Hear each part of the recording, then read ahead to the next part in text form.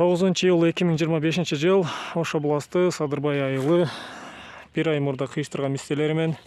Бул бир эркек мисте. Бул жерде бир дана жерге эки бүчүрдү жайгаштырган болчумун. Биринчи жолу сынап көрдүм. Күн батыш тарабындагысы көктөгөн жок, бирок күн түштүк тарабындагысы өсүп, мындай болуп өсүп чыкты.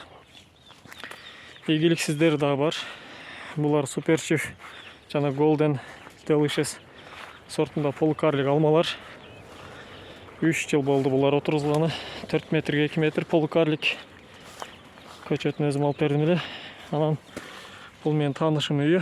Бул жерде дагы көктөгөн, 25 сантиметрдей өскөн. Дагы бир көрүнүш. Ошол бир айда ушунча өсүп калды. Дарак канча жоон болсо ошончо жакшы көктөп, жакшы тез өскөн. Ал эми ичкелерден сагыз көбүрөөк чыкканда, бирок көктөп дагы деле өсө албай аткандар да жок эмес. Мына бул дагы бир көрүнүш. Жалпысынан ушундай.